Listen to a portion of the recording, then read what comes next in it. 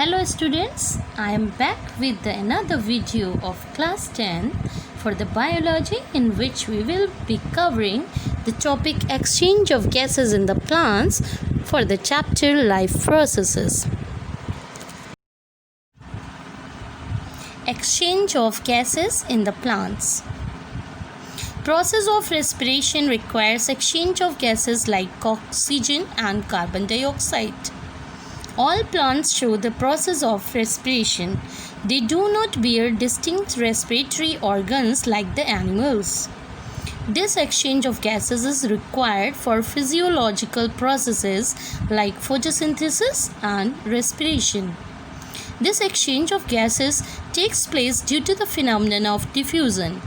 Diffusion is the movement of the molecules or the ions of a gas, liquid, or solute from an area of greater concentration to an area of lesser concentration. All the living cells of the roots, stems, and leaves respire day and night. In higher plants, the respiration takes place through stomata present mainly on the leaves. The older stems exhibit the gaseous exchange through lenticels present on the bark. In lenticels, the cells are loose, thin-walled with many air spaces. They often project slightly above the outer surface of the stem. Stomatal opening and closing.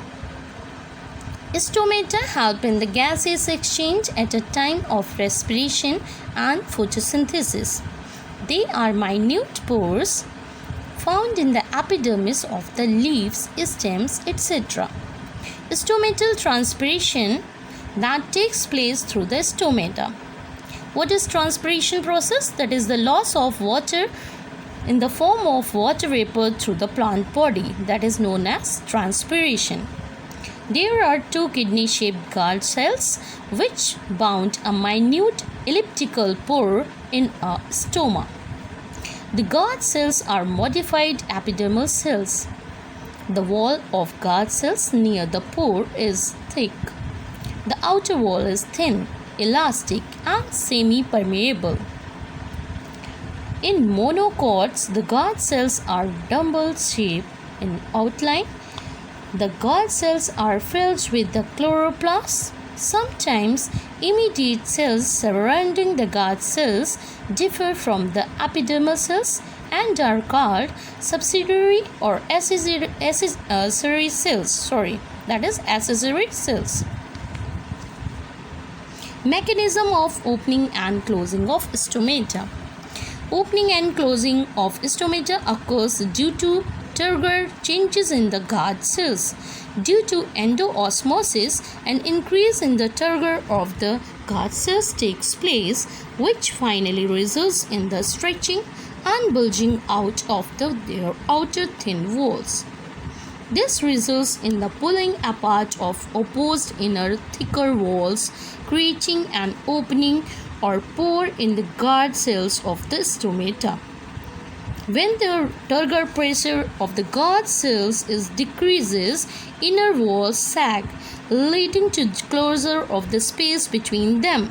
This is due to the loss of water that is known as exoosmosis from the guard cells, resulting in thicker walls moving closer and finally shutting the opening.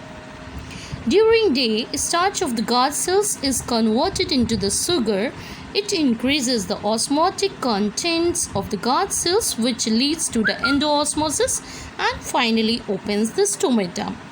During the night, however, sugar is converted back to the starch, thus closing of the stomata by exoosmosis.